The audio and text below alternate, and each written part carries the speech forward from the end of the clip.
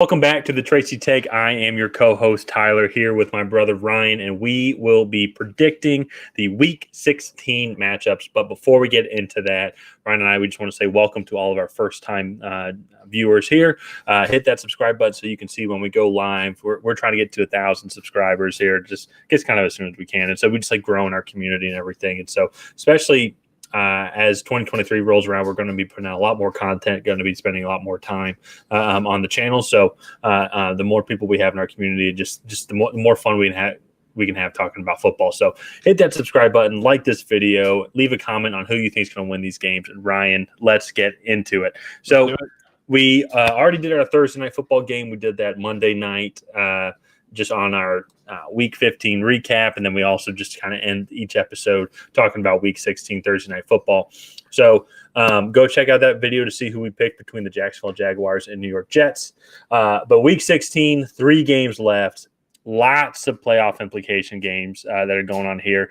Going to be and a lot of spread out games. It's going to be a lot of fun. We got Thursday night, tomorrow night, all day Saturday, all day Sunday, and then Monday night. So I wish the Sunday and Monday game were a little bit better, but still, I mean, it's still football. So yeah, preseason they should have been pretty good, but yes, preseason these games should have definitely had more of an impact, and so with a lot of high-powered names who unfortunately are not going to be playing, and we'll get into that here in a little bit, but. One of the things you mentioned here, but before we get into this picks, and it just dawned on me, but it's like you live in Atlanta, I live in Nashville. My wife and I, we actually were flying to Texas tomorrow, and we had to move our flights up to go spend Christmas with her family. That's because of this huge winter cell storm coming in. And I know you and I have talked about it because you're kind of a weather aficionado. But I didn't even realize a nerd more than aficionado. Is that not the same thing? That's whatever. But cool. One's cool. That's fair. I like forecasts, but but the impact the weather's going to have on some of these games, and we're going to shout out the weather when it comes to some of these, especially outdoor games up north. But it's going to be very crazy. You're going to have a lot of cold games that is going to be might have some impact. Yeah, no, definitely. I like, especially on the Saturday games. There's a lot of games that are going to be going off at with negative temperatures with the wind chill. It's going to be awesome. That's football weather. That is going to be awesome. I'm just looking forward that the hardcore fans are going to be showing up there.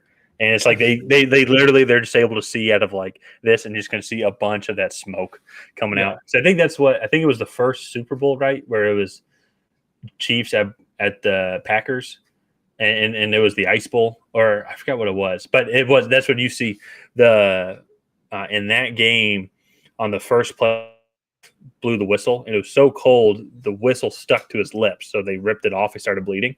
So the entire game. They played by voice commands, like stop, down. You know, it's like, all right, clock's rolling. You know, like there wasn't a single whistle blown because it was that cold.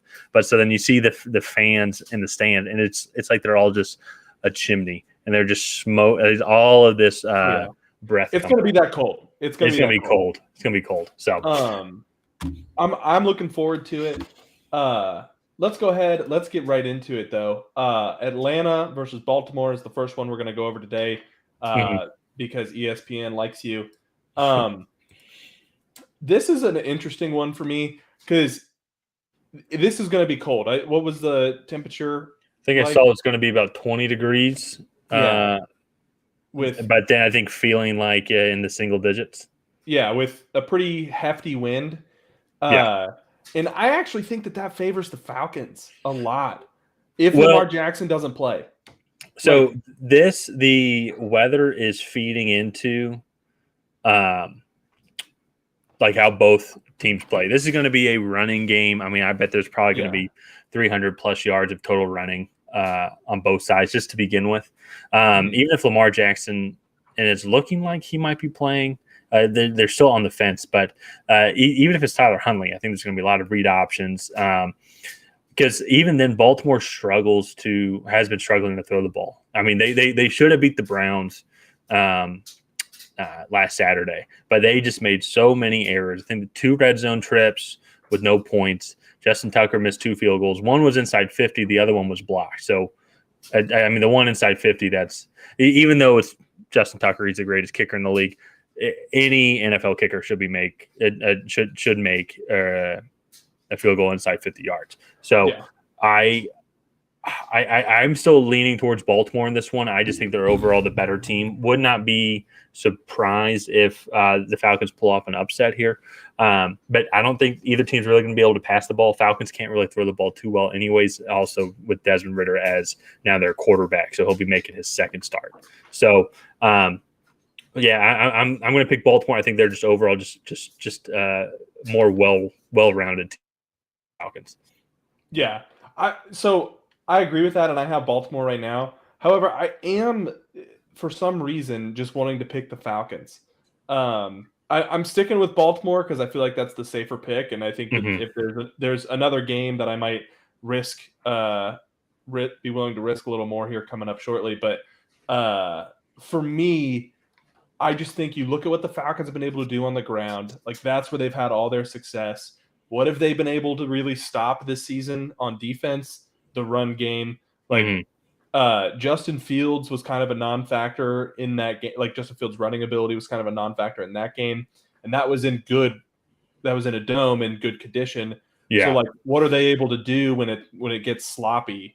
And, like, the quarterback can't necessarily evade them as fast. And so that for me is kind of my thought process behind it. I think it's going to be a close game just by nature. Like you said, I think there's going to be a lot of run plays. But I'm going to stick with Baltimore for now. But I am genuinely considering switching that.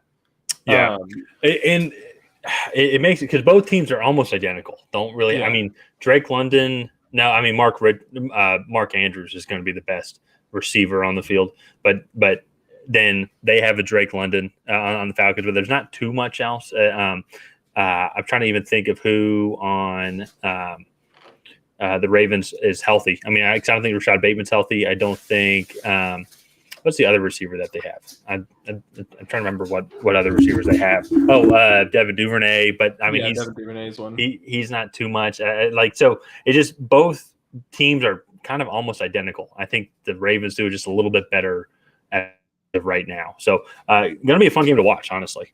No, yeah, I'm looking forward to it. Up next is the Buffalo Bills traveling to Chicago. And this is one of the games that I wanted to highlight. Not just the temperature, because I think it's going to feels like -11, you said. Yeah. But it's going to be 30 to 40 mile an hour winds, which if you remember last year, Buffalo played the Patriots in a similar type of conditions. And it didn't go well for them because they struggle on set run plays. And when the ball's blowing, when the wind's blowing the ball all over the place and Josh Allen can't throw a consistent deep ball, it makes things interesting because, like I said, the Bills struggle on set run plays. Yeah. So in Chicago is the complete opposite. They can't throw the ball for shit, and they actually are pretty good on set run plays. Yeah. Whether it's with Justin Fields or with David Montgomery, because Khalil Herbert is out for the season. Well, no, so Khalil Herbert was on IR. I think he might be back this week. Okay. But that's something to keep an eye on. Either way, though, that's still, even with being Justin Fields and then David Montgomery, that's a solid 1-2 combo. But yeah, so as a kickoff, it's going to be 4 degrees, feels like -17 degrees Fahrenheit with 23 mile per hour winds to the west. It will be 86% humidity though, so just keep an eye on that. But yeah, and those conditions, obviously, those definitely favor Chicago, who are able to run. So it's definitely going to be something to think about. For me, though, still, it's yes, they've struggled with set run plays. I've started to see actually a little bit better run plays from the Bills. Even if you go and look back to the Miami game from last Saturday, where it started to snow and they had to move the ball up the field, I think they did like 6 or 7 straight run plays to get into it was essentially a chip shot on once when Devin Singletary fell at the 1 yard line to win the game. So, so I have seen a little bit more improvements. They are still not great at it. But that being said, though, I think with the addition of James Cook, I think he's a little bit more of a physical runner. And Devin Singletary is also, I think he's kind of playing for his career because it's looking like they might be moving on from him at the end of the season. So he's been putting in a lot of extra work. So I'm still going to stick with the Bills here. I think it won't be as windy as it was in that Patriots game. Because wasn't that Patriots game like 40-mile-per-hour winds? It wasn't. No, it was 50 to 60. This is like 35 to 45. Like it's a little less. Yeah. I don't even think it's going to be 30. It could just according to that. Maybe it can get up to gusts. But, I mean, so with that, they'll be able to still do short passes, dump it off to Isaiah McKenzie, gets Stephon Diggs and Spates. And the Bears just don't have enough talent even to compete. To cover all the guys. So when you have and then Justin Fields doesn't have anyone to throw to. So, I'm still going to go with the Bills on this one. And we'll have to see what the weather's like. But, I'm still just going to be going with the Bills. Yeah. No, I agree. Bills definitely the better team. Next up, another extremely cold game. New Orleans is traveling to Cleveland. What are the temperatures looking like for this one? So at kickoff, 8 degrees Fahrenheit, feels like negative 13, 26-mile-per-hour wind southwest. Jeez. And I believe there is going to be snow. I need to double check. Or there's at least going to be snow, I think, before that. Going to get a lot of lake effect snow. So, I mean, it's going to be a football game. That is going to be a fun football game. Because both teams, that's another one. Both teams kind of play fairly similarly. The Browns, Deshaun Watson is more versatile, but I think he's still trying to get his sea legs. But both teams have a number one receiver, Chris Olave, Amari Cooper, and then kind of role players outside of that. Both have then solid tight ends. David Njoku for the Browns. Juwan Johnson had a 2-touchdown game against the Falcons and is kind of their main guy for the Saints. And then you have Nick Chubb and Alvin Kamara. So both teams, and they both play fairly similarly.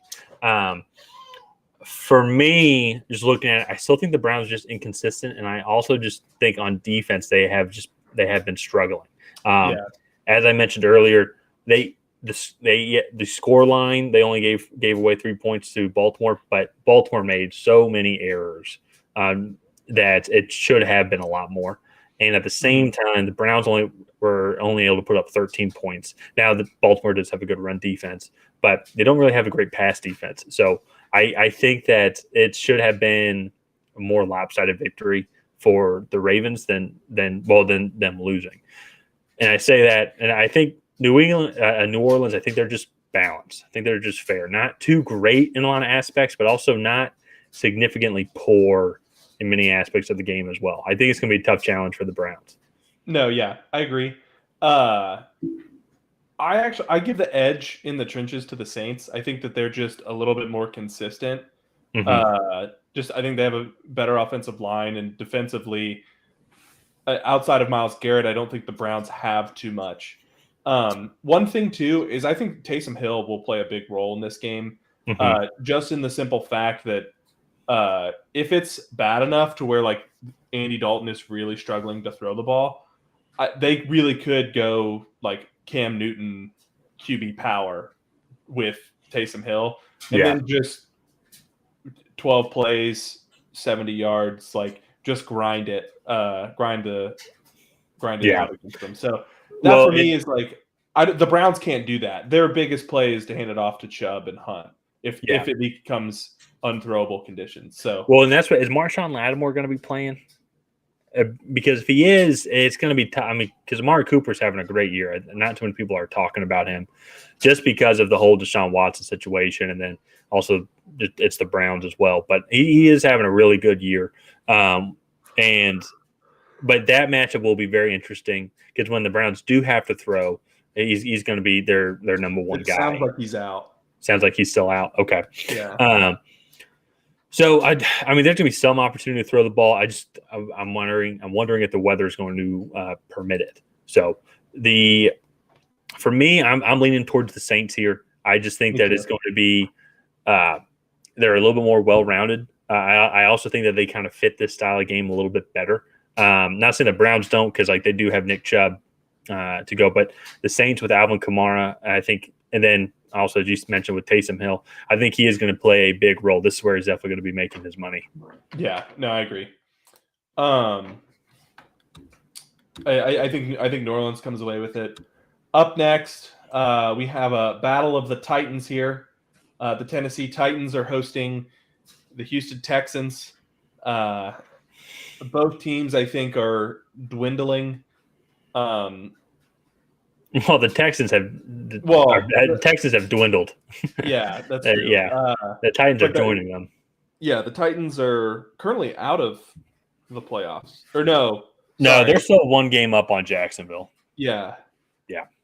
That'll be really interesting to see how that plays out. But they've lost how many of their last? I think three in a row. Yeah, I think the last one was Green Bay when they won. No, sorry, they've lost 4 in a row. Bengals, Eagles, Jags, Chargers. Yeah. They actually beat Green Bay 27-17. Yeah, no, that was their last win, right? Oh, okay. Yeah, because I think they put them 7-3. Yeah. They're just they're a very well coached team, but in a lot of ways they're a lot like the Patriots, and that being well coached can only take you so far when your talent is so far below a lot of the other competition. Who do you have winning this one? So I actually have Houston winning this game. It is looking like, and this could change, but it's looking like Malik Willis, I think, is going to be starting. So I think Ryan Tannehill's a little too banged up. In the last game, Tannehill got rolled up on. He's already been having ankle issues this year, but then he got rolled up on their first drive against the Chargers and missed most of the first half. And you could notice the complete lack of mobility from his ankle, and props to him for toughing it out. But at the same time, though, you do have to wonder, would when Malik Willis did come in, it did kind of add a little bit different vibe. And I can see why they picked him, because he is a pretty mobile quarterback. Yeah, it's still rookie, still learning a lot of things. He's got to work on his throwing mechanics and everything. But you could definitely see some potential there. But when Tannehill came back in, yes, he's the more veteran player, but he could not move. And I wonder if they're going to rest up his ankle. That's what the reports are as of right now, from what I've been seeing. And actually, Malik Willis's first start was against the Texans, and in Houston, I think week 6 or week 7, the Titans barely beat them. I think it was only 17-10. I think the Texans have come a long way since then. Their quarterback situation has kind of cleared up a little bit. It's kind of weird. They either go to Davis Mills or Jeff Driscoll or Kyle Driscoll. Jeff Driscoll. Kyle Allen is the other one. Yeah. Okay. Jeff Driscoll has added a spark, it seems. Davis Mill also seems to be coming in. Dameon Pierce has been playing well, and even without Brandon Cooks and Nico Collins over the past 2 weeks, even I think Brandon Cooks played last week, they've been able to put up 24 points against both the Chiefs and the Dallas Cowboys. So I think it's going to be a close one. I don't think it's going to be a very pretty game. Titans don't really play pretty football. But I think the Texans are going to win one here. They've come close for the past couple weeks, and I think they're going to be able to pull one out. Yeah. I have Tennessee winning in games like this where I think the talent is lacking on both sides. I'm going to go with the team with the coaching advantage. I just think Mike Vrabel will put his players in a better chance to win the game. And I think Houston might have better potential going forward. Because outside of Derrick Henry, the Titans really have nothing. Well, and they are decimated. They're decimated through injuries. I think I said this on Monday. They've had 80 different players play a snap for them. Which, if you think about that, that's absolutely insane, because the majority of the guys, will especially come special teams, the majority of those guys also play offense. as well. Yeah. Or defense. So you would normally have probably 35 to 40 guys, right, play a snap during a football game, with 18 guys probably not seeing the field. I estimated, So for that, and for them to go through 80, I mean, that is a lot. There's a lot of practice squad guys, a lot of waiver wire signing guys. So, no, yeah, definitely. That can't be right. Are the Texans 1-12? Yeah, 1-12-1. Oh man, I didn't realize that they were that.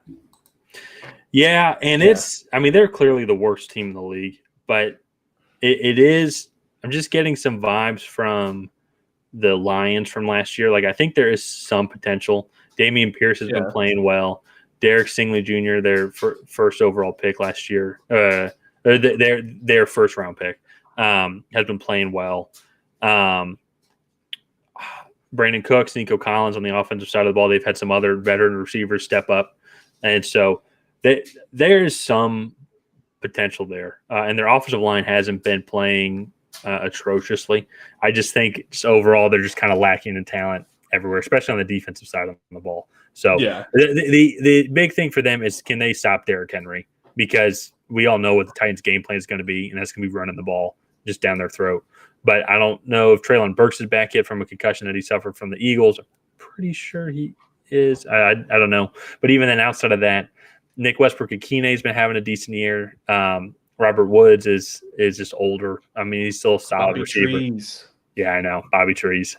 So the biggest thing is obviously if they can stop Derrick Henry. If they can stop Derrick Henry, then there's some potential. So if they can stop Derrick Henry and then get an early lead, they have a real chance of winning, because Tennessee struggles to move the ball. Yeah, the one thing is I think that Tennessee will throw some wrinkles at the Texans on defense, and they'll kind of allow themselves to get Malik Willis comfortable. And in his starts, he actually didn't look bad. It's just you could tell they had really dumbed down the playbook to keep him in the loop on a lot of the passing plays. So, well, it'll be nice to see how he's progressed since 7 weeks since he started, something like that. Because I think pretty sure he's only had 2 starts. It was that one, and then he played the next week at the Chiefs, which was just not a good outing. But in his defense, it was the Chiefs, and they just absolutely destroyed him. I think in that Chiefs game, I think he actually looked decent in the first half, but it was because he was getting out of the pocket, and then once the Chiefs adjusted, it was over. Yeah, well, I think in that game, I need to go back and look. I don't think a receiver caught a pass. I think all of his throws were check downs or to tight ends.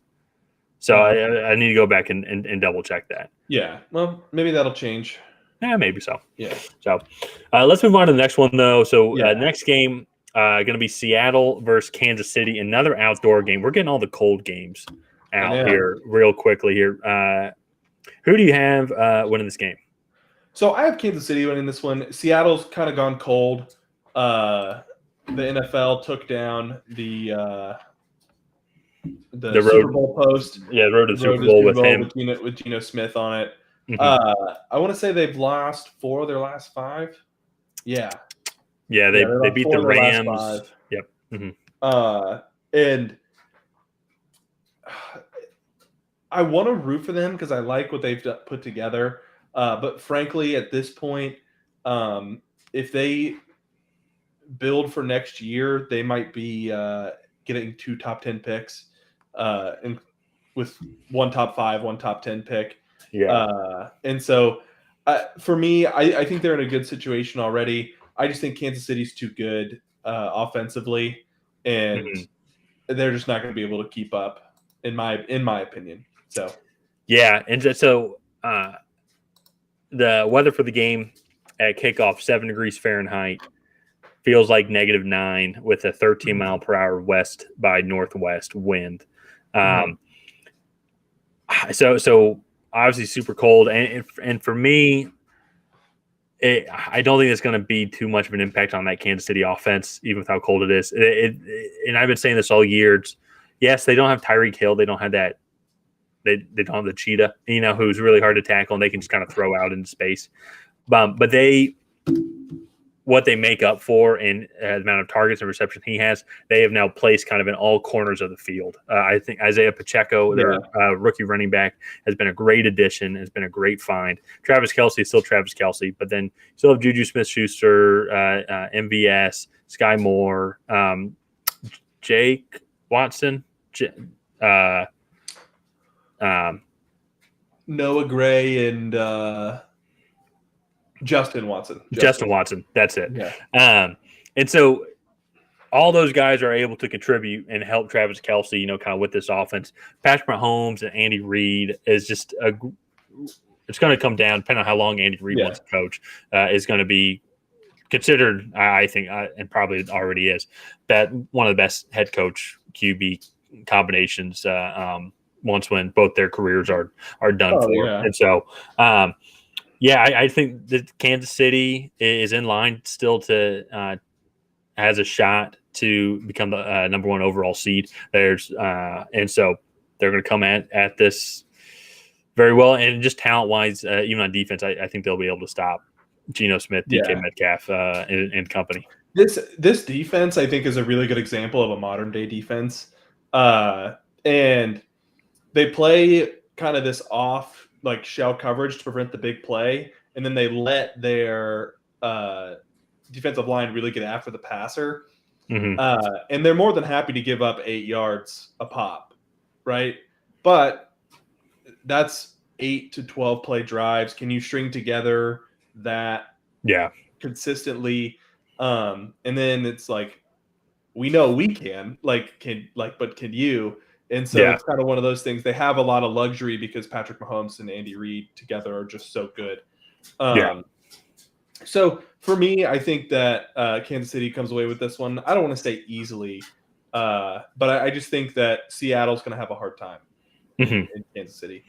Well, and anytime you go into Arrowhead, and this is honestly kind of one of the reasons why, and respect to Seattle as well, because I think Seattle's – there is such a huge fan base and huge following. It's not like when we talk about huge.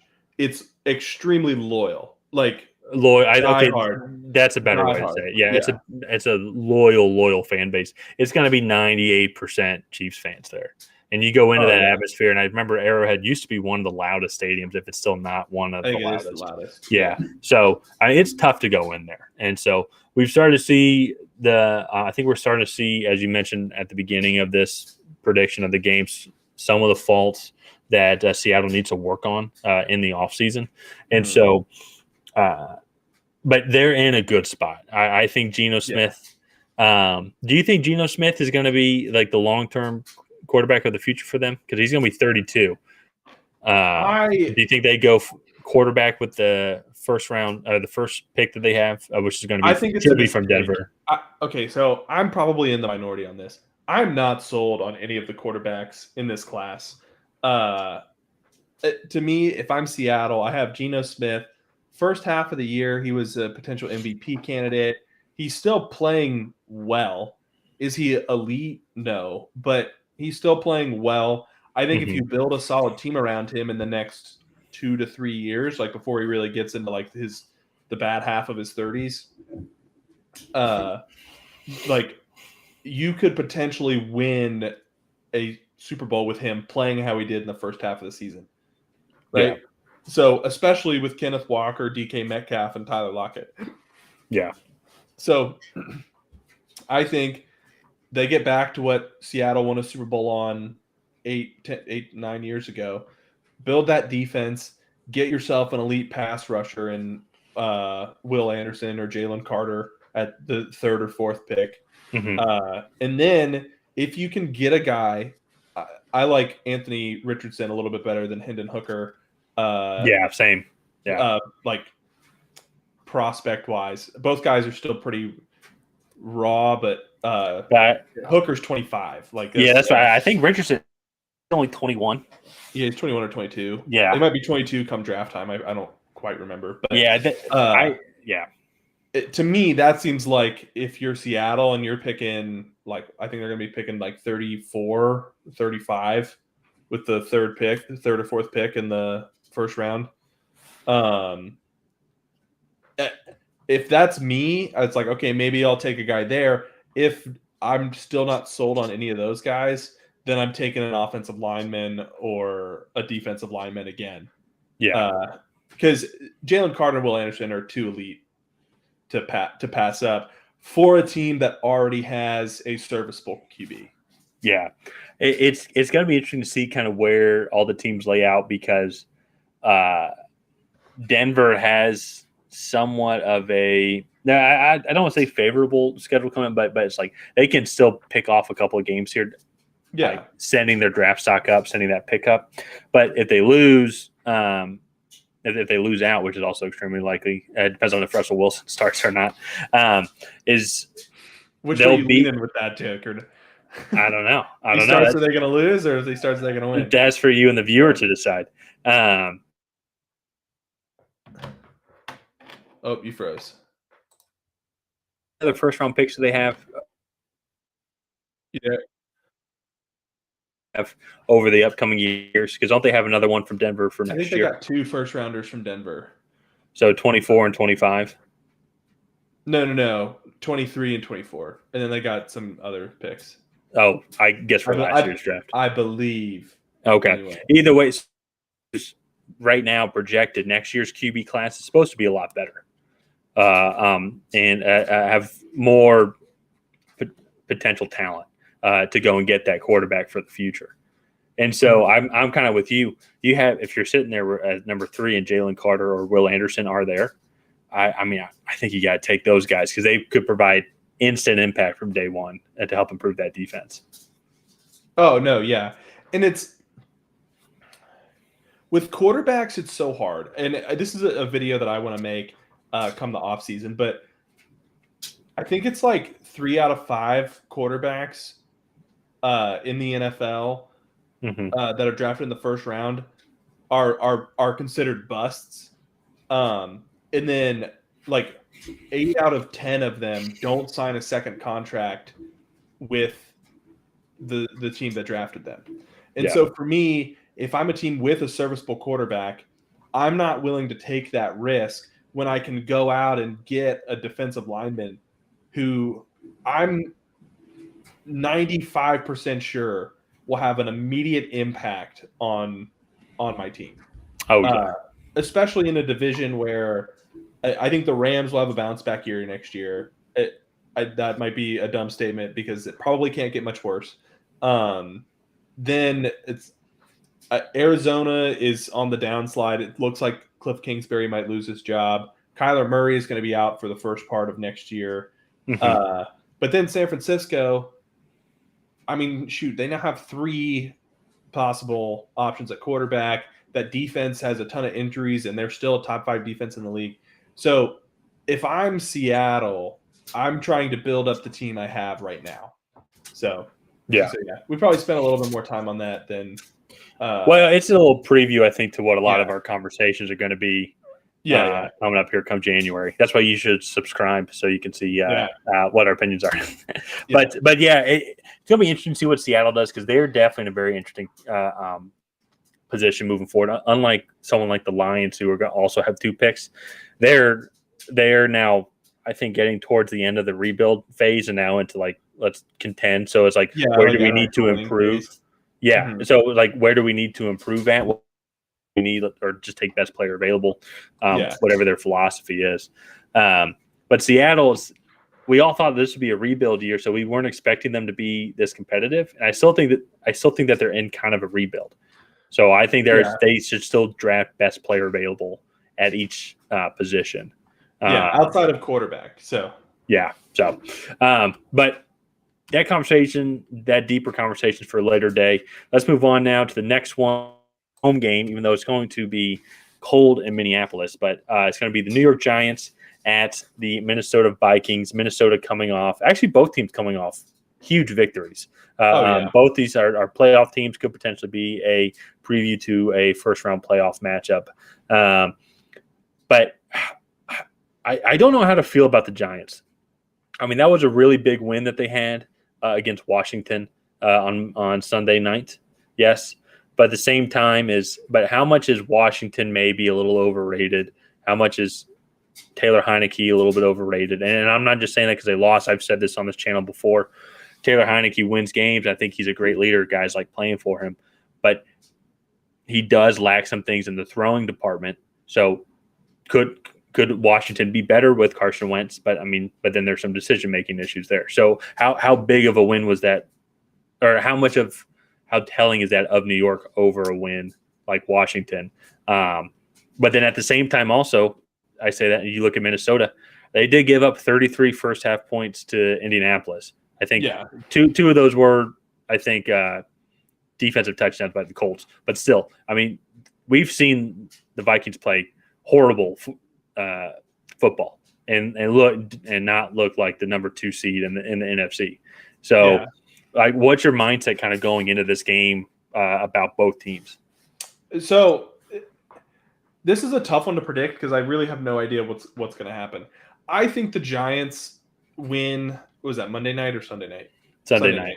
I think that win was actually more impressive than the Vikings. That's hard.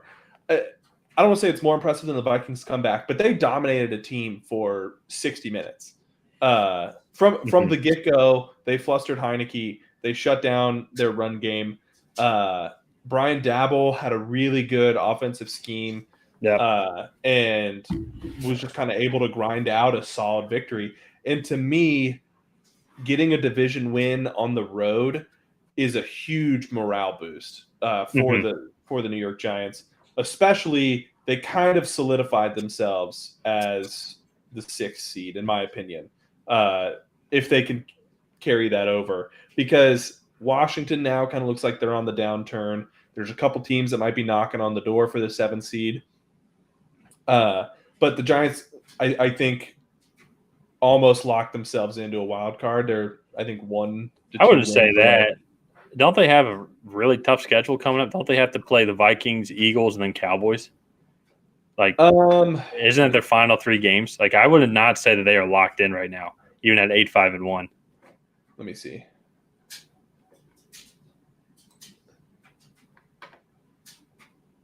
That has to be the toughest remaining schedule of any team. No, they play the Vikings, Colts, and Eagles. They played the Eagles twice already? You mean the Cowboys? Yeah, they played them. They lost both times, but they were close games. The Cowboys is who they played. Okay, because I thought they played the Eagles. Oh, okay. They played the Colts, not the Cowboys. Okay. Well, the Vikings, Eagles, Colts would be the toughest remaining schedule if that existed. But that's still pretty tough. So those are 2. They should beat the Colts. They should be. They should definitely beat the Colts. Yeah. But, okay, so if they get one more win, the worst they can do is 9-7-1. And that actually puts them at a higher win percentage than 9-8-1, which is probably what a lot of other teams are going to be coming in at. Yeah. Especially right now, the team behind them is the Commanders at 7-6-1. And they hold the tiebreak over. So for me, they're not a lock, but they're almost there. Well, in my head, with that schedule that I thought that they had remaining, I was like, those are 3 losses in my mind.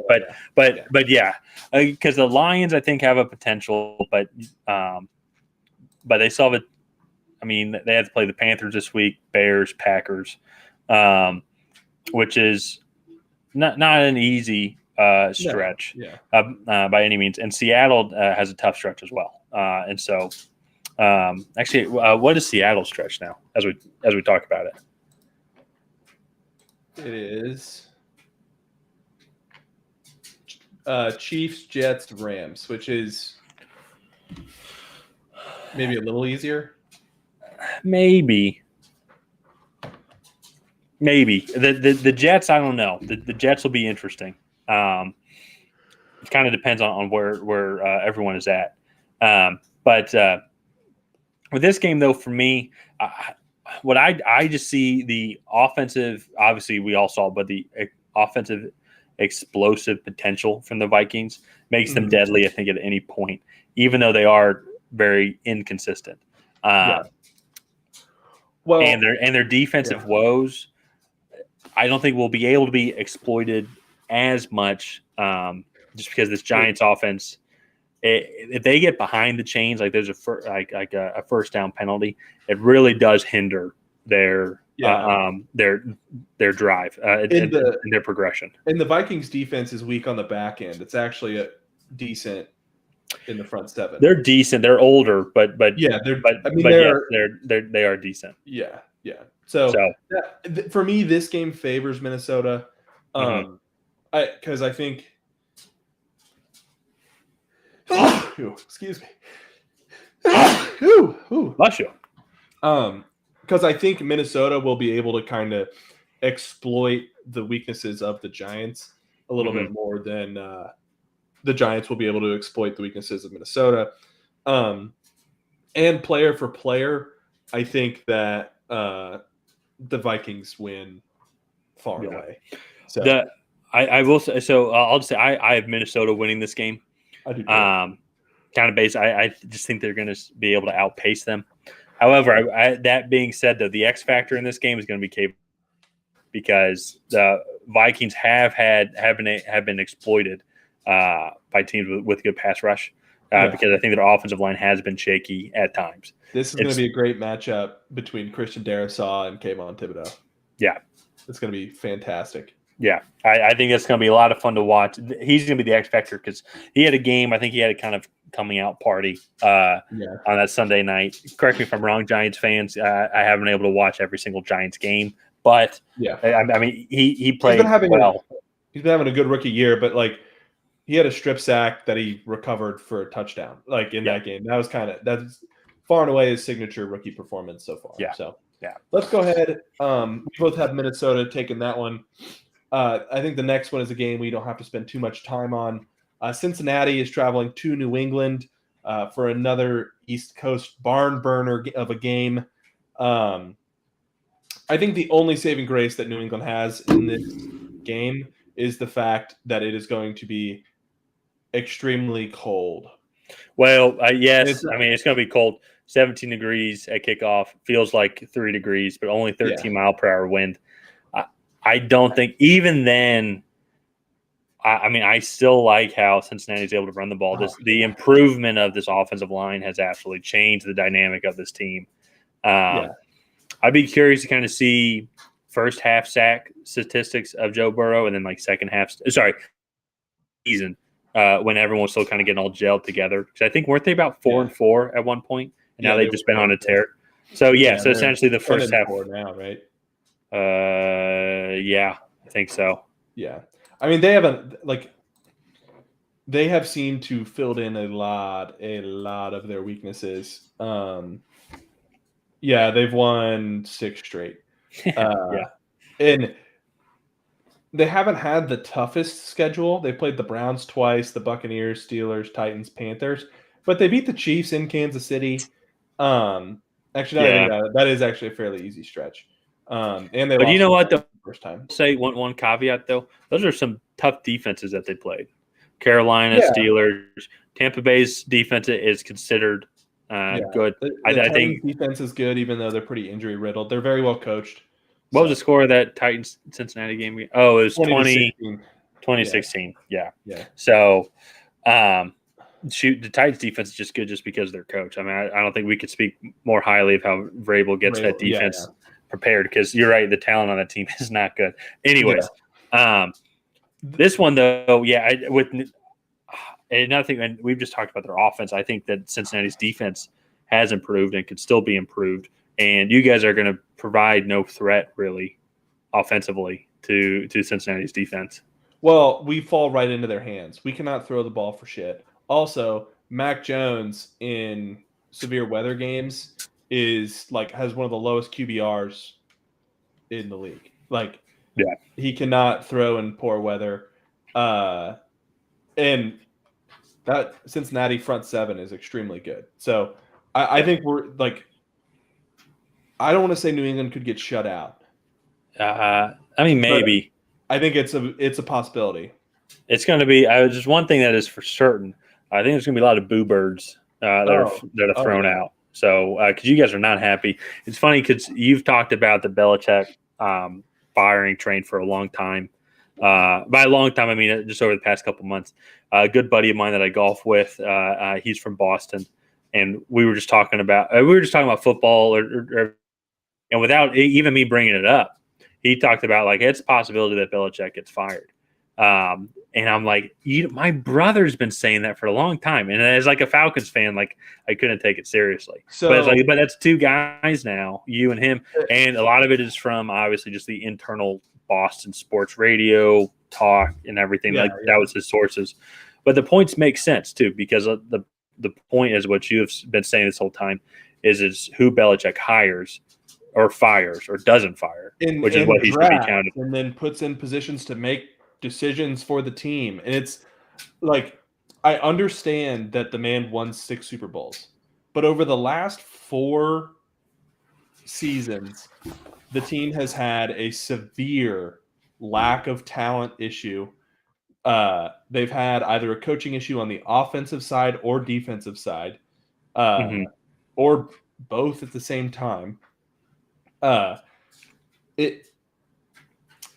not on the Belichick firing train, because I think the reason that the defense is playing so well is because of Belichick, Bill Belichick, Steve Belichick, and Gerard Mayo all working together to make this defense better than the personnel that is on it, right?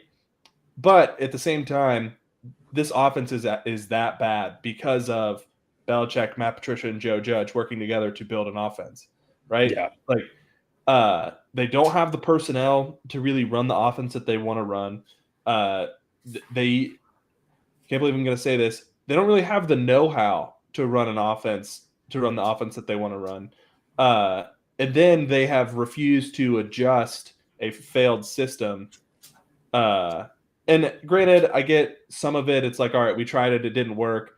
Well, shit, it's week 11. Like, what are we like? You can't exactly just change it. But where I think the Belichick firing train will come in is Kraft in the offseason. They'll be like, all right, Bill, you have to fire Matt Patricia and bring in an offensive staff that actually has offensive coaching experience. And then Bill's going to look at Robert Kraft and be like, Bob, I've won 6 Super Bowls for you. You don't think I've earned the benefit of the doubt to do this? And he goes, I've given you the benefit of the doubt for the last 4 seasons, yada, yada, yada. And then Bill will be like, Bob, just keep signing checks. And then he'll get that. To me, that's how that scenario plays out. Yeah. And so it'll be interesting to watch what goes on in New England, because the fans and Bob Kraft have been very unhappy with the state of the team over the last 4 seasons. So, well, it's like what we talked about. It's like the Cam Newton year. It's like, okay, it's whatever. The last year, Mac Jones rookie year, is like, okay, rookie quarterback coming in. Actually saw some bright spots. Actually, your defense was the issue. But this year, though, the expectations were higher because you get made to the playoffs, showed a lot of good potential of the rookie year, and it is not. And so that's where the frustration comes in. I know you say 4 seasons, but like teams go through that. Like Seattle, for example, has been going through that for the past couple of years, and maybe it was Russell Wilson, as what we're seeing now. But Pete Carroll's still a good coach. I still think he's the guy out there. Same reason why I think Bill Belichick is the guy. For you guys, but it's a little bit different situation because I know Bill Belichick's also essentially the GM. Now, essentially, he is the GM, right? Yeah. So no, he is. He makes all final decisions on who gets drafted, signed, for how much. So it'll be interesting to look at. I think Cincinnati is a great example of a team that Bill was trying to emulate.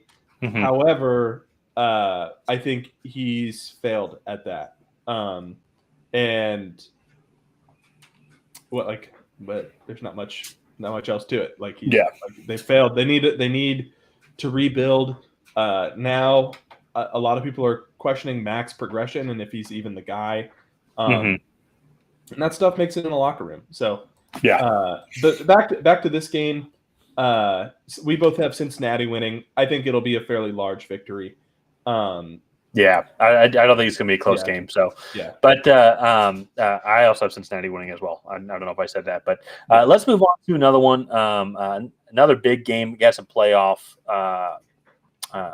What's the word? Implications. Yeah. Some playoff implications here. Detroit Lions versus the Carolina Panthers is also going to be a cold one. I think I saw it was like 13 degrees. I believe at kickoff as well.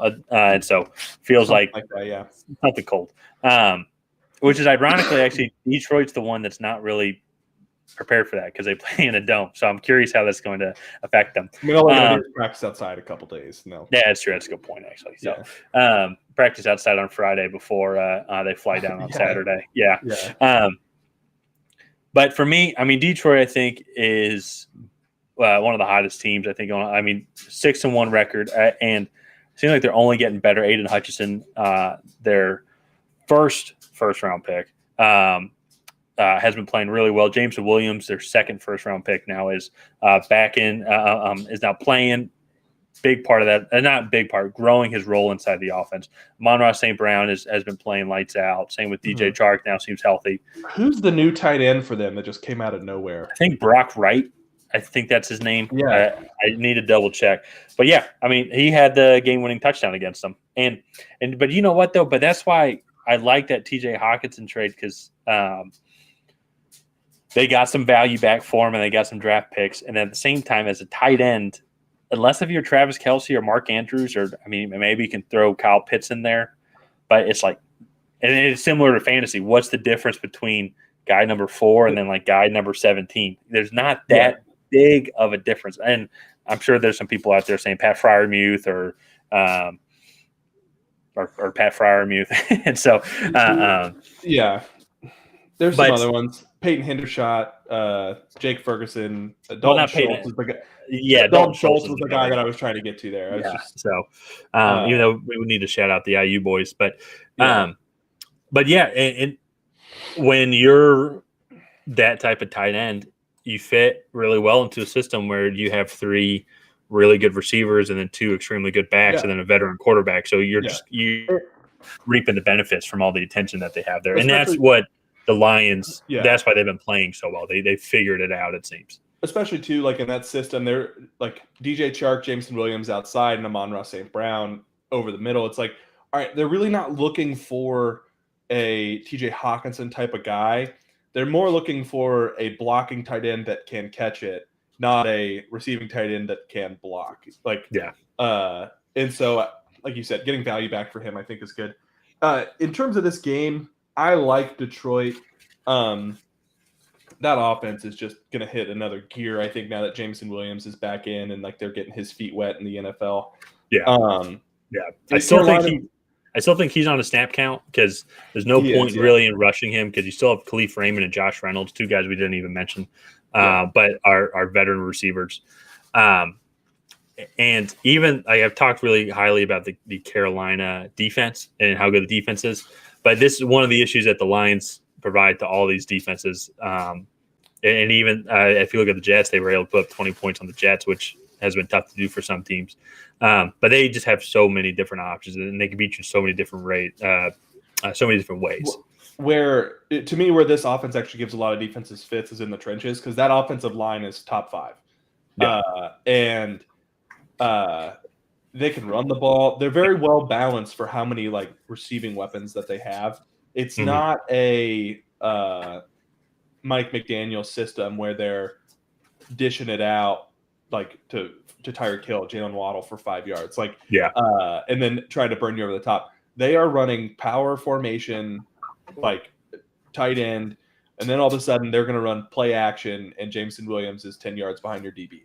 That is how this offense burns people, and it's a hard one to defend, and it neutralizes a pass rush really well. So I have Detroit coming in on top, but let's go ahead. Let's move on to the next one. Washington Commanders taking on San Francisco. You think this one's going to be pretty close, or do you think it's going to be pretty bad? Dude, I'm the dad, and even I'm insulted by that. Even I'm insulted by that. Even though I'm more insulted at myself for not thinking of that one. So, but yeah, I just think who would have thunk that maybe Brock Purdy might be Rookie of the Year? I mean, I don't think he will be, but I mean, he has a legitimate chance, I think, to take this team to the Super Bowl. just because of the amount of talent that is surrounded by him. I mean, it was funny for that Thursday night football game. They had him and George Kittle were there doing the Amazon Prime, and so how's it going, babe? It's okay. We were packing for Austin, and so you have George Kittle, even whenever Deebo Samuel comes back. So you have George Kittle, Deebo Samuel, Chris McCaffrey, Brandon Ayuk have been playing extremely well. It's not that difficult for Mr. Irrelevant to also be putting up some decent numbers, but it is. And I'm not trying to belittle what he's added on. He has made all the right decisions. I don't think he's thrown an interception yet. Well, you just jinxed the shit. I did just jinx him. Yes, I did. I don't think he has, but even the little things though too, as in like when they were trying to ice the game out and he was running for the first down and slid, but as he was sliding, he held the ball forward, so it was far. Two interceptions, but okay. He's doing 6 touchdowns. So that's good. Yeah, but we don't count those. So not since I said it. But that being said, though, the biggest thing for why San Francisco is going to win this game, and why I have San Francisco winning this game, is they're going to be able to shut down Taylor Heineke and that Washington offense. And so even though, and this is where I'm curious what Washington does with the quarterback situation, especially in the offseason, but Jahan Dotson had a game last time. He's taking targets away from Terry McLaurin, who's one of the better receivers in the league. Curtis Samuel's been playing well. Logan Thomas, and they have another tight end as well. I'm trying to think of, but they're going to be able to shut down that entire offense, and so they're just not going to be able to keep up. And so I know obviously Tampa Bay has been struggling, especially with their offensive line, but the San Francisco defense absolutely shut out Tampa Bay. They shut out Seattle, which both those offenses have some flaws, yes, but they can put up some points. And it wasn't really that difficult, it seemed like, for them to shut down both those offenses. What's amazing to me with the San Francisco defense, they've had so many injuries, and yet they are still a top 5 defense.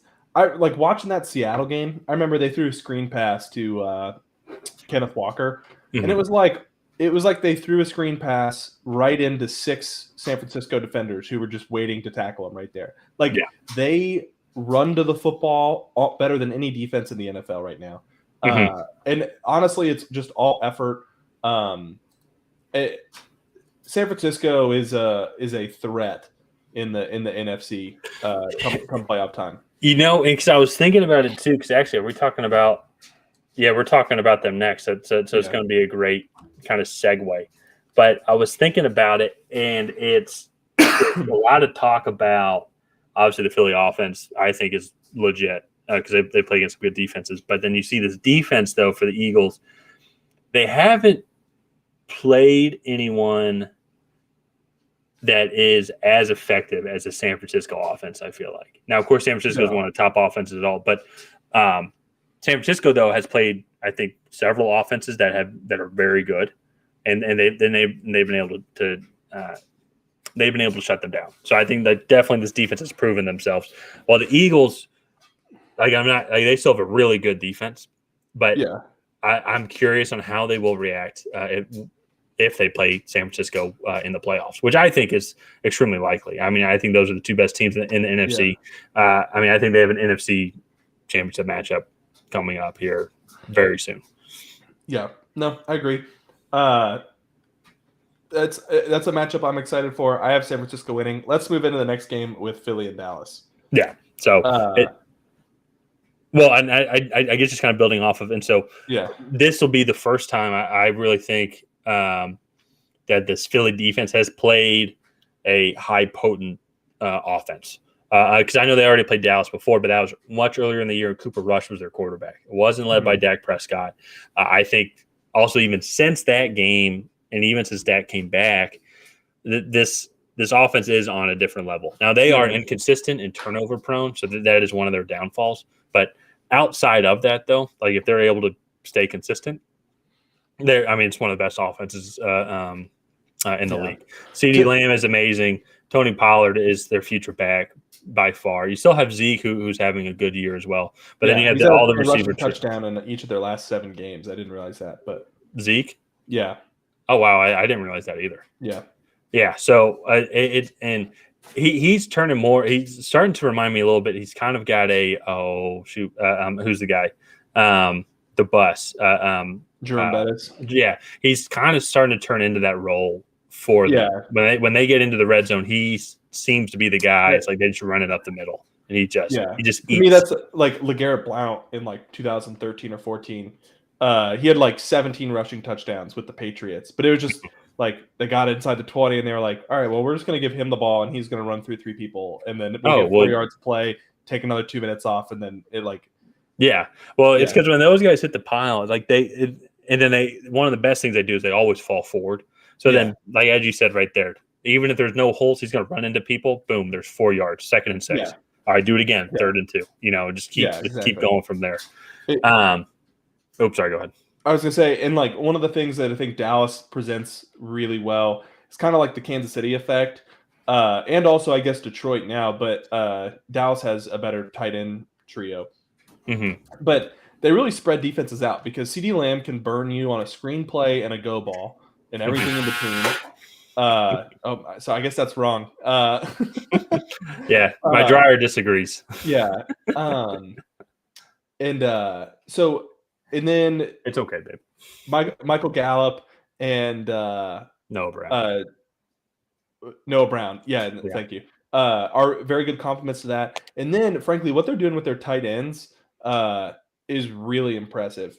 Peyton Hendershot had a good game. He had a nice touchdown catch against Jacksonville last week. The game didn't quite end the way that Dallas fans wanted, but I think they showed a lot of offensive ability. And then with Gardner Minshew back there, I think that they'll be able to get after him a lot easier than Jalen Hurts, obviously. But I'm just curious to see how Gardner Minshew does, because I don't know if you remember him from Jacksonville, but he actually was good. Like he was good. The Jacksonville teams were just bad. Yeah. They were just bad. And so like he wasn't really surrounded by the best talent, so it's kind of hard to really see what his potential was. But one of the things, though, I mean, Jalen Hurts provides so much more with his legs, and so that's what's really going to hinder them. And I wouldn't consider Gardner Minshew a better passer than Jalen Hurts. I think that's the one thing that Jalen Hurts has really improved on. Is his passing. Yeah, I haven't seen Gardner Minshew play in a year or 2. However, I would say that they're about on par. Maybe Jalen Hurts is a little better now, but Gardner Minshew is no slouch, I think, when he's throwing the football. So, I think it'll be interesting. I actually just changed my pick. I think Philly comes away with this one. Okay. And I just think that they're too good. I think that they will make up for what Jalen Hurts brought with his legs with just set run plays. And then I think that they will find a way to win. Getting after Dak has been the recipe, and I think Philly will do that also. So well, and that's where I'm curious to kind of see how this defense reacts, because as I said, it's not knacking anything, but it was just something I was thinking about with this game, and because I have Dallas winning this game, and so I think it's going to be a great game. I mean, on the road, especially if Jalen Hurts isn't playing, it's going to be a lot more Miles Sanders, going to be a lot more AJ Brown, Devontae Smith. Dallas Goedert is coming back, but also it's still no guarantee that Jalen Hurts isn't going to play. I almost would I would rest Jalen Hurts. Because you want him to be as 100% as you can, because then you still have a lot of winnable games coming up here, just to lock up that 1 seed.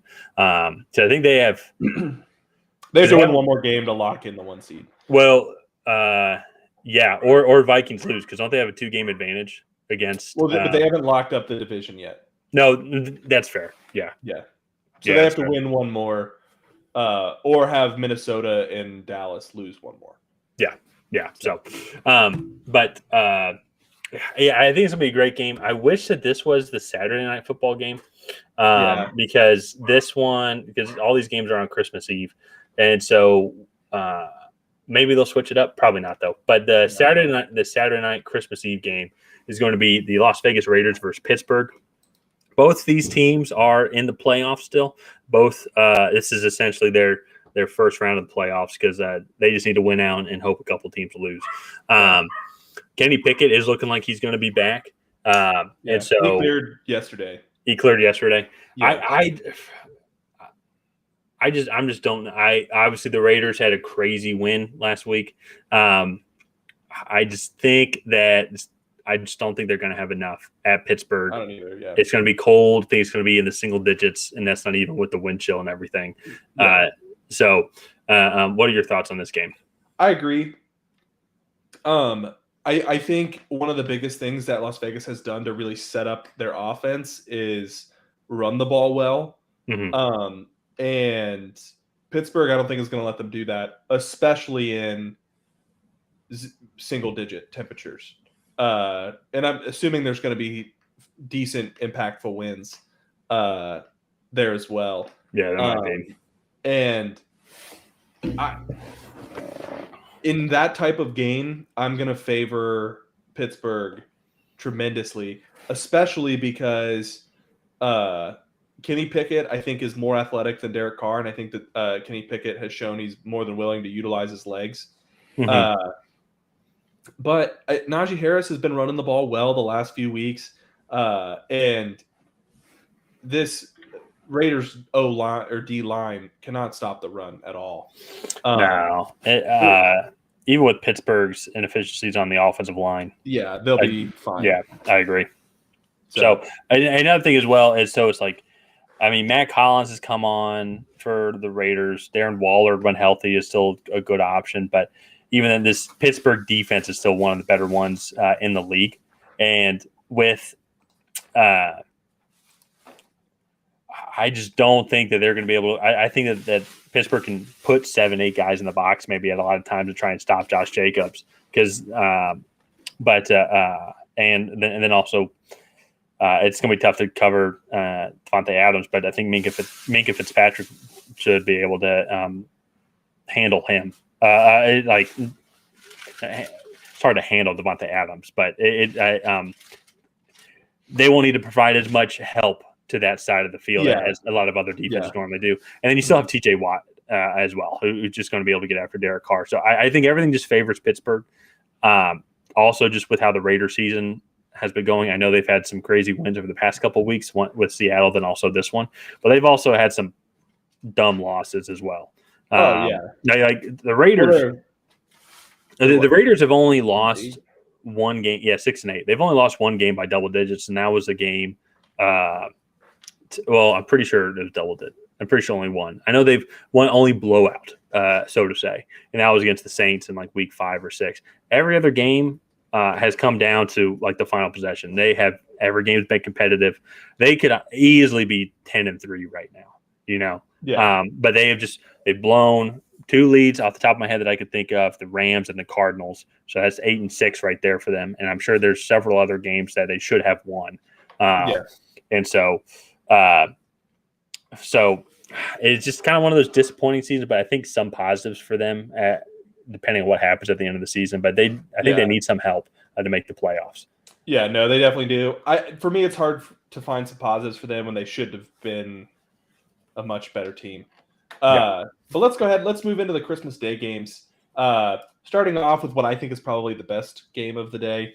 Yeah, it's not saying much, but yeah. Yeah. Green Bay is going down to Miami. They're escaping all this cold weather, heading down to the beach for a week. And honestly, I don't blame them.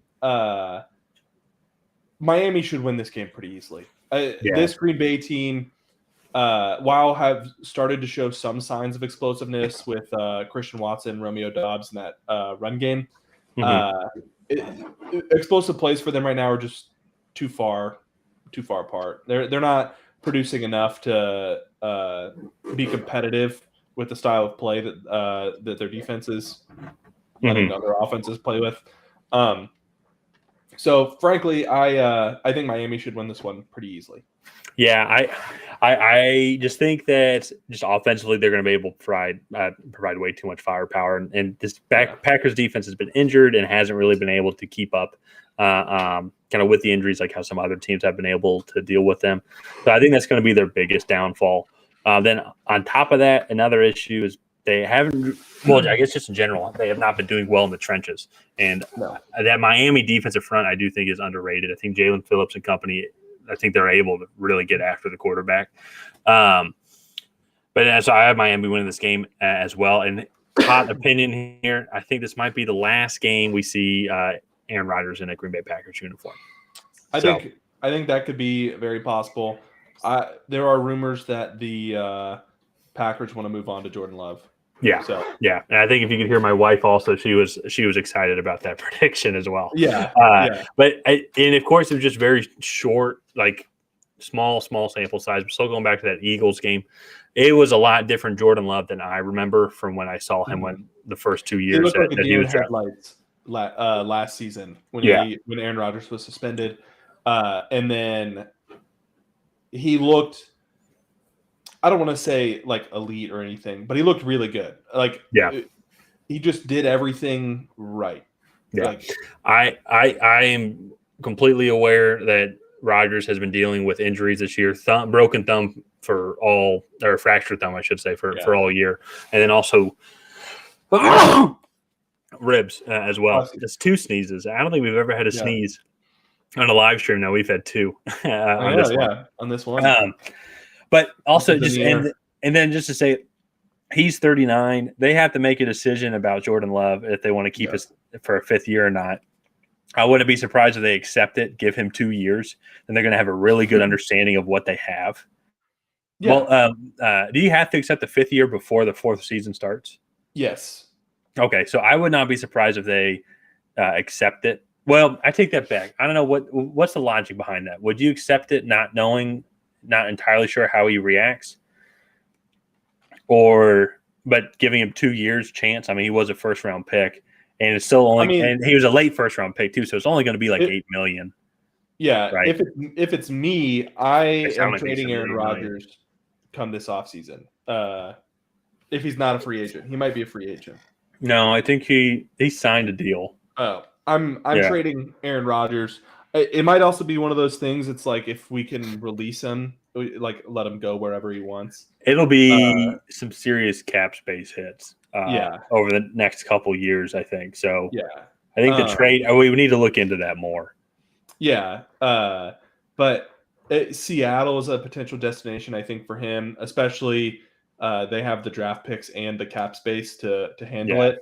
I don't know how I feel about Seattle mortgaging that for a 39-year-old quarterback, but that's neither here nor there.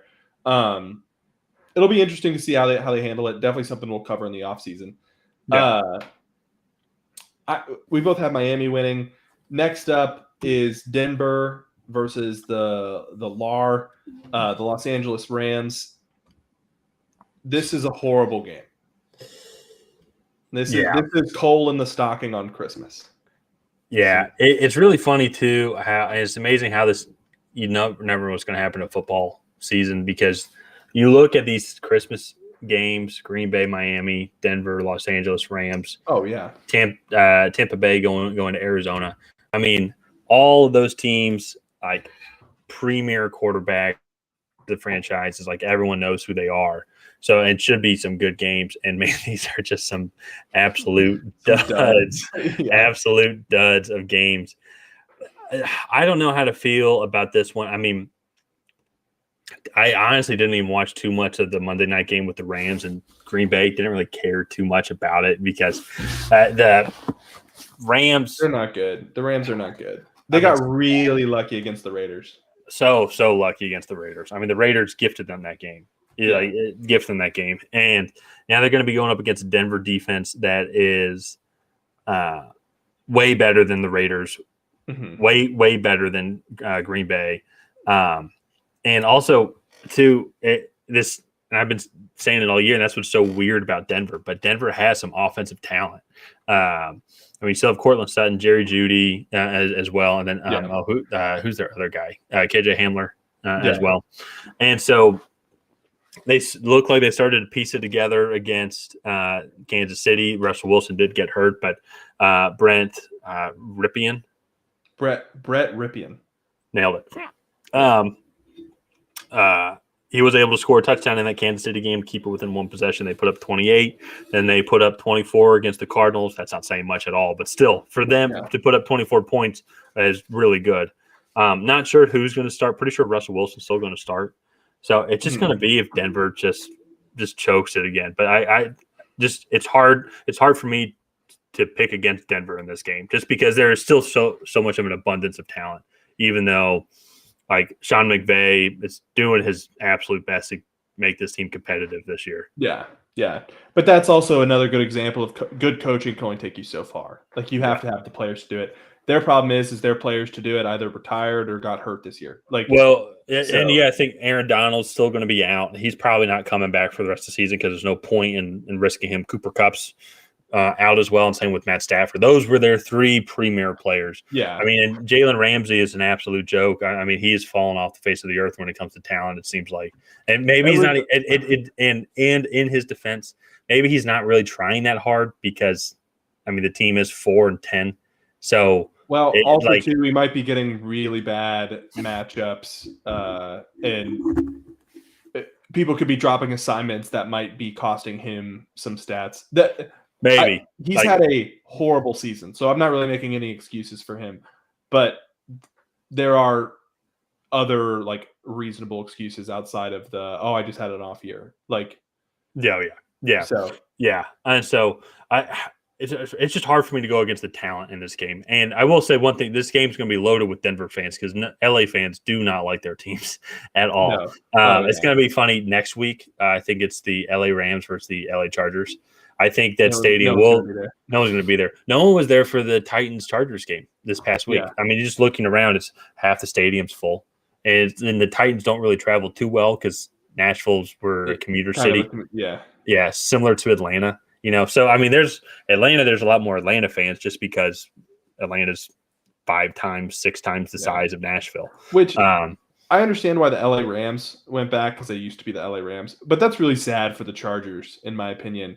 They left the great city in San Diego who had like an extremely loyal fan base. Yeah. That's just kind of sad. And another thing too, and I don't know, but with the new stadium and everything and where football's going, it's hard, I think, for the average person to get football tickets there.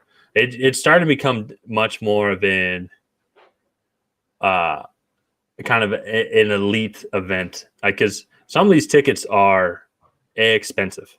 They are very expensive. And then also on top of that, still then like it's in LA, like, so that's gonna be very expensive.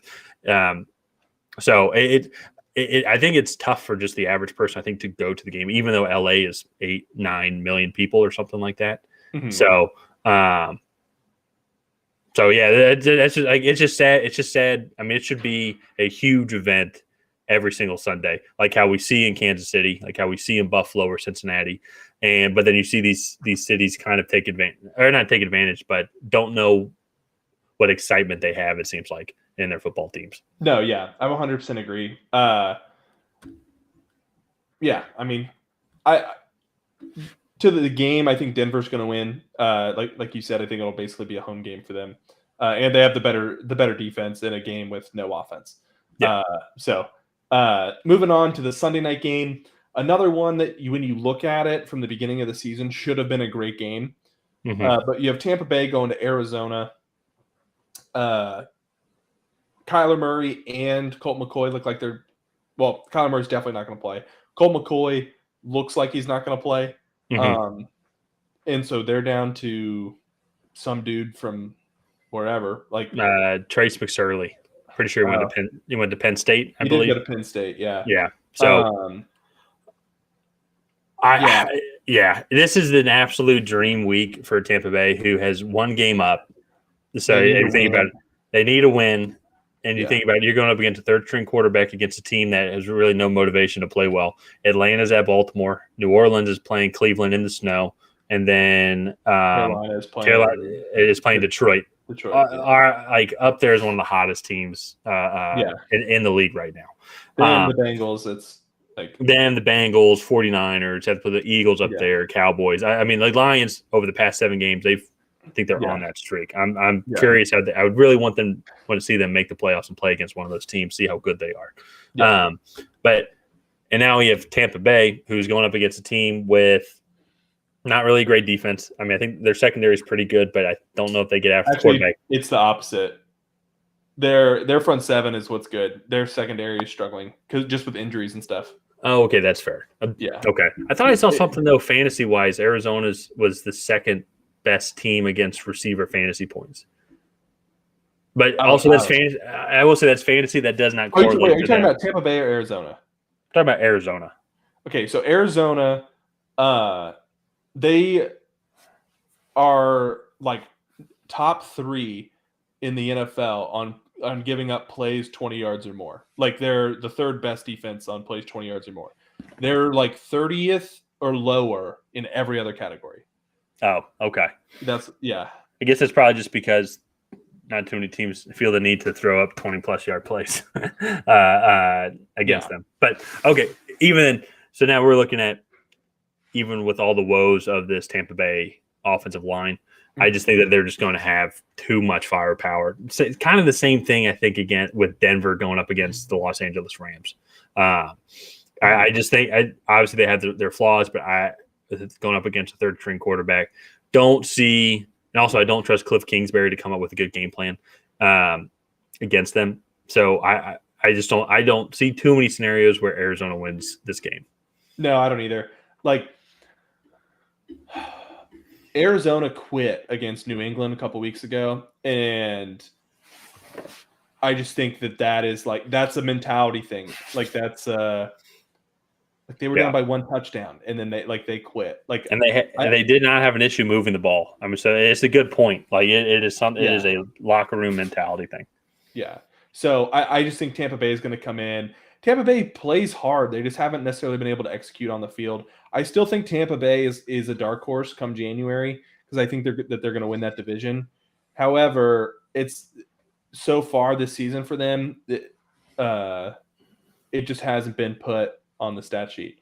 Like that offensive line is not allowing them to run the offense that they want to run, and this defense is getting gassed by the end of games. However, in this game, I don't think that is going to be an issue.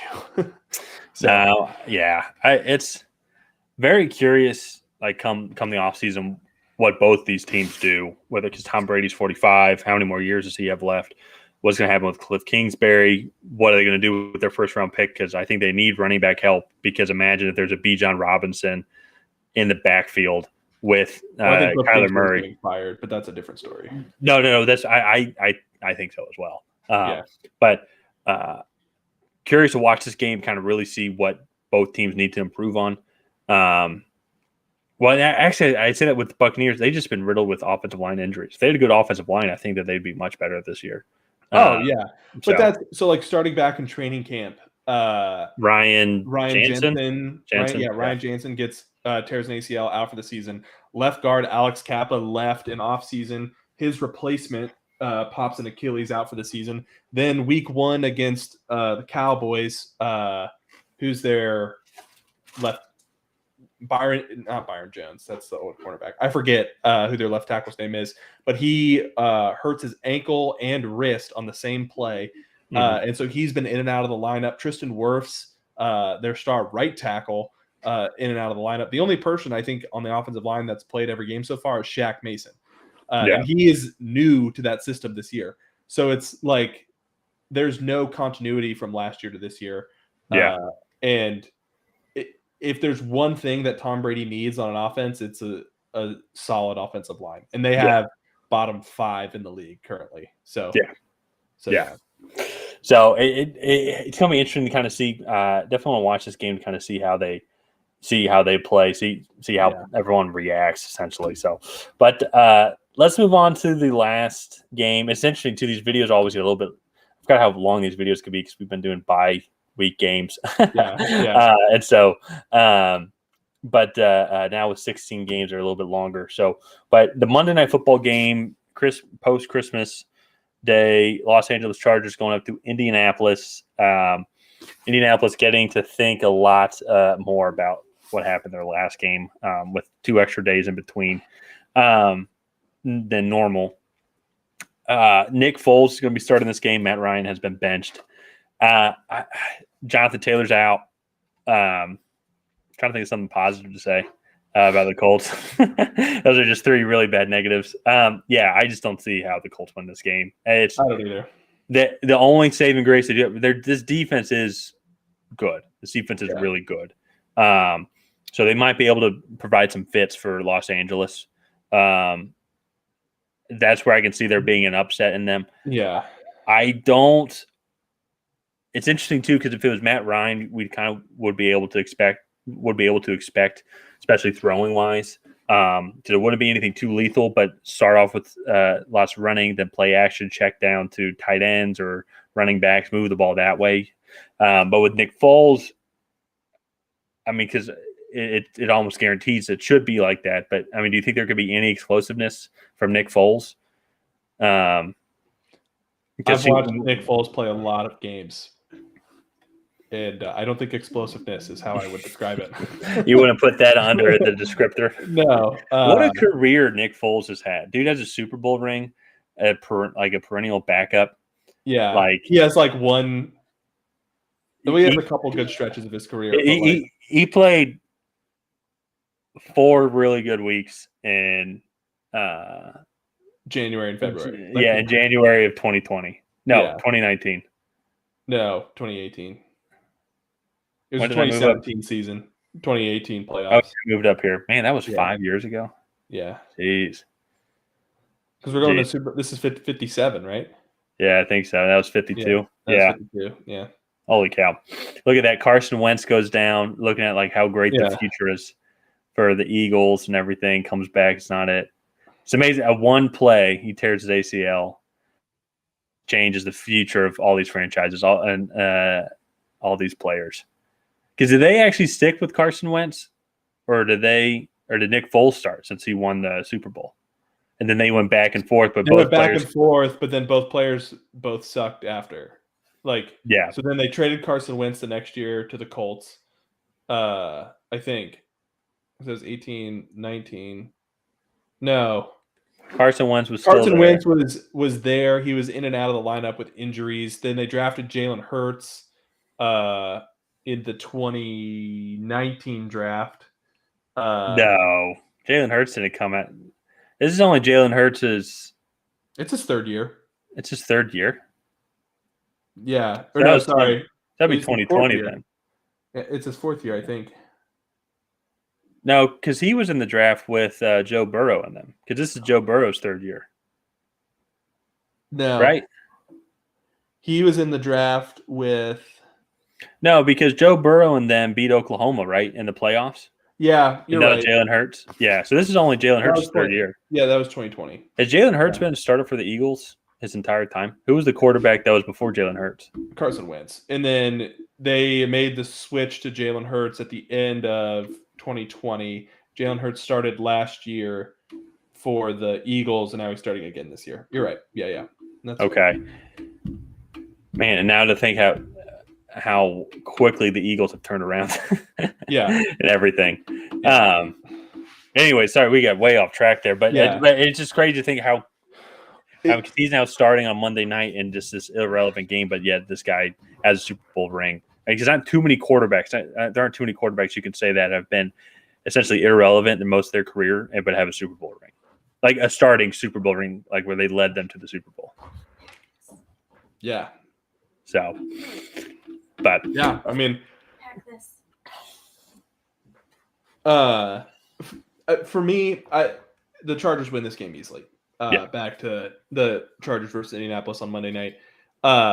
Indianapolis has nothing to play for. They're out of the playoffs.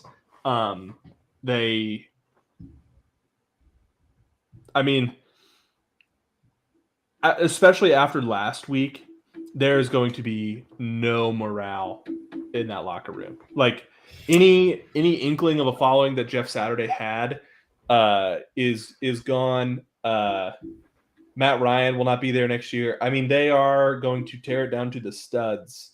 Probably keep who's their defensive lineman? Solomon Thomas. Darius Leonard. Well, Darius Leonard, and then Is Stephon Gilmore still going to be there? no, he's on a 1-year deal. He'll be gone. Who's their star defensive tackle? Is it Solomon Thomas? Is that who I'm thinking of? No. Shaquille Leonard? Is that what I'm thinking of? No, that's the linebacker.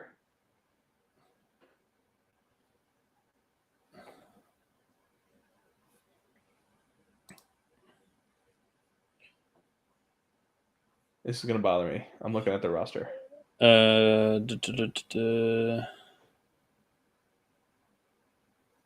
DeForest Buckner. Solomon Thomas is an old 49ers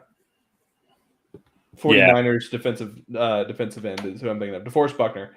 Like, they're keeping DeForest Buckner, Kwity Paye, and then is Unique Ngakwe still going to be there?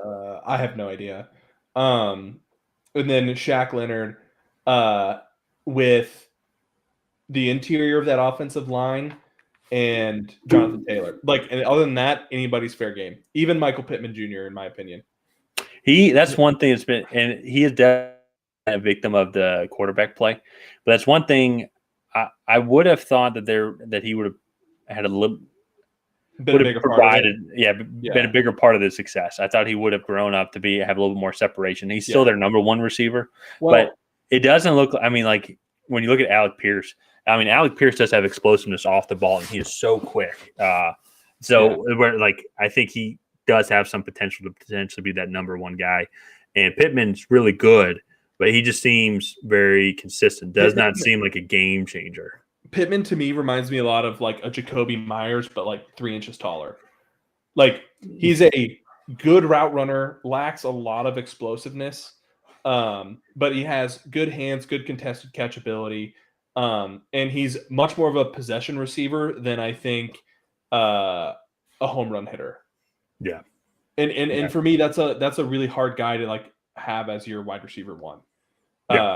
Because like, even if you look at DeAndre Hopkins, his route running is so elite that his lack of top end speed and top end explosiveness is like covered up just because he's such an elite route runner. It's not a fair it's not a fair comparison. And for Michael Pittman to be labeled as their wide receiver one, I just don't know if he's quite ready for that. Like, if he's ready for that, or if honestly. But that's what's interesting though is he is in his third year about that. So like you should start to see the strides going towards. And he's a second-round pick. They don't have a 5th-year option on him. So. Oh, that's true. That's interesting actually. Yeah.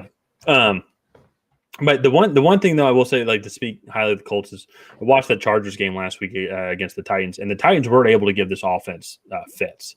They are still struggling a little bit on the offensive line, especially with Rashawn Slater and Corey Linsley out. So, but that combined though also with the Colts' much better secondary, I think, than the Titans, it could be a tough matchup for the Chargers. I saw the Chargers winning as well, but This is one that's similar to kind of like picking them, like with also like when you look at Denver as well. Is this defense is good enough to where they can keep them in games, and then there's enough talent on the offense is that they can just string a game together. Like they're professionals. If they can string a game together, they might be able to play well enough to win this game. But that all being said, though, I've seen more consistency out of the Chargers. We know what we're going to get with the Chargers.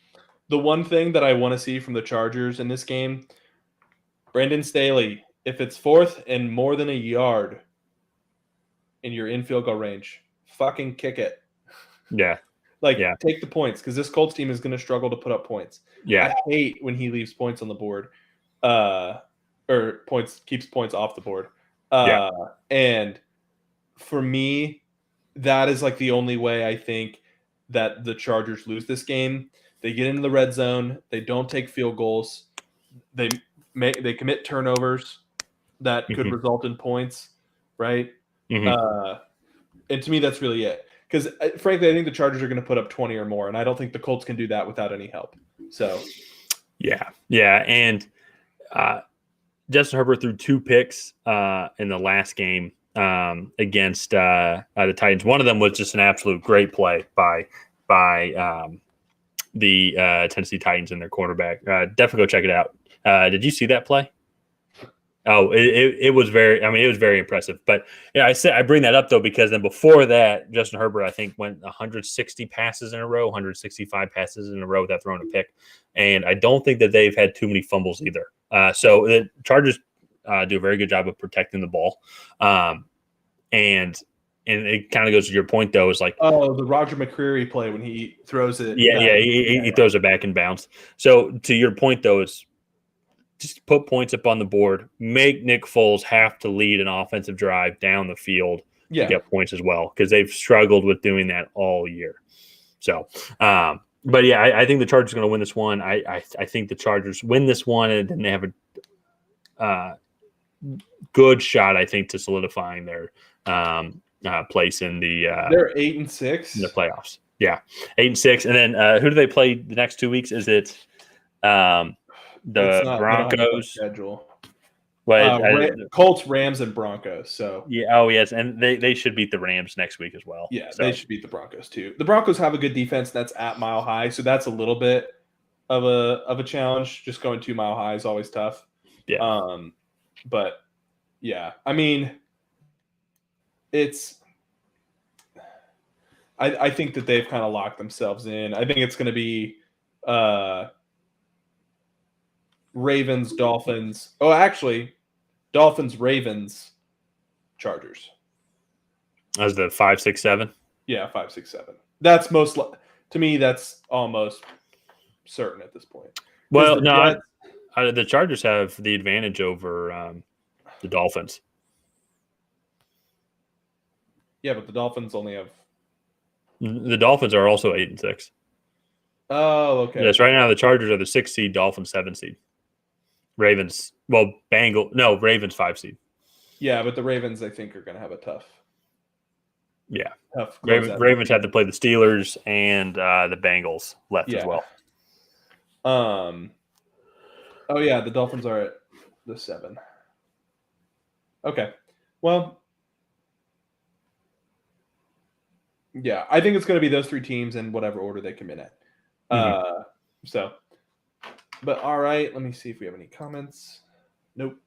All right, well, I think that's going to wrap up this episode of the Tracy Take. If you guys have not already, please go ahead and like and subscribe. Hit that bell notification so we can ping you every time we go live.